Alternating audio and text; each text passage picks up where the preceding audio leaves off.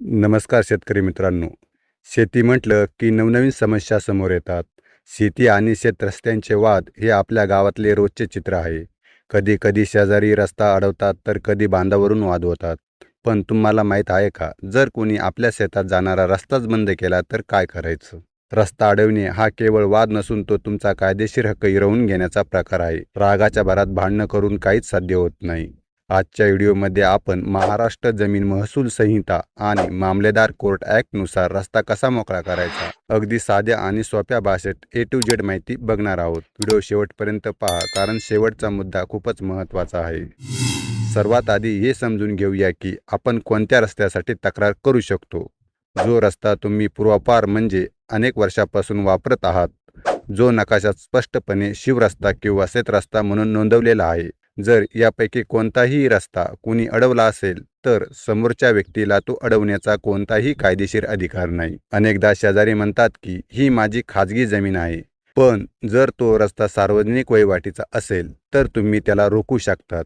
अडवलेला रस्ता मोकळा करण्यासाठी तक्रार कशी आणि कोणाकडे करायची? तक्रार करण्यासाठी तहसीलदार कार्यालयात जाऊन मामलेदार कोर्ट ॲक्टच्या कलम 5 अंतर्गत रस्ता मोकळा करण्यासाठी अर्ज करावा लागेल.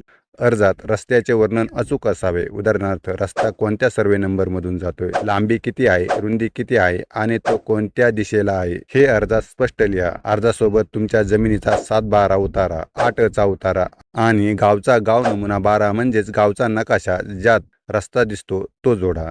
तसेच जर तुमच्याकडे जुने फोटो किंवा जुने 7/12 असतील ज्यात रस्त्याचा उल्लेख असेल तर ते पुरावे म्हणून नक्की जोडा. अर्ज केल्यानंतर तहसीलदार कार्यालयातून नोटीस काढली जाते आणि संबंधित प्रतिवादीला ज्याने रस्ता अडवलाय त्याला बोलवले जाते. त्यानंतर तलाठी आणि मंडल अधिकारी घटनास्थळी येतात. तिथे पंचनामा होतो. पंचनामा करताना तेथे उपस्थित राहून त्यांना प्रत्यक्ष रस्ता दाखवून द्या. ते रस्त्याचे मोजमाप घेतील आणि अहवाल तहसीलदारांना सादर करतील. याच दरम्यान समोरच्या व्यक्तीचे म्हणणे ऐकून घेतले जाते. पण पुरावे जर तुमच्या बाजूने असतील तर निकाल तुमच्या फेवरमध्ये लागतो. बऱ्याचदा प्रश्न पडतो की निकाल लागला तरी समोरचा रस्ता मोकळा करू देत नाही.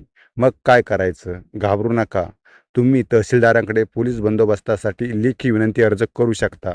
प्रशासन रस्ता मोकळा करण्यासाठी स्वतः पोलीस फौजफाटा पाठवते. पण लक्षात ठेवा, या संपूर्ण प्रवासात संयम महत्त्वाचा आहे. जर महसूल विभागात केस अडकली तर तुम्ही अनुभवी वकिलांचा सल्ला घेऊन दिवाणी न्यायालयात मनाई हुकूम मिळवण्यासाठी धाव घेऊ शकता. शेतकरी बांधवांनो, माहिती हेच तुमचे मोठे शस्त्र आहे. वाद घालून ताकद वाया घालवण्यापेक्षा कायद्याचा रस्ता धरा. हा व्हिडिओ तुमच्या गावातील व्हॉट्सअप ग्रुपवर शेअर करा, जेणेकरून कोणाची अडचण असेल तर त्यांना नक्की मदत होईल. तुम्हाला काही प्रश्न असतील तर कमेंट्स बॉक्समध्ये नक्की विचारा. मी उत्तर देण्याचा प्रयत्न करेन. चॅनलला सबस्क्राईब करायला विसरू नका. धन्यवाद.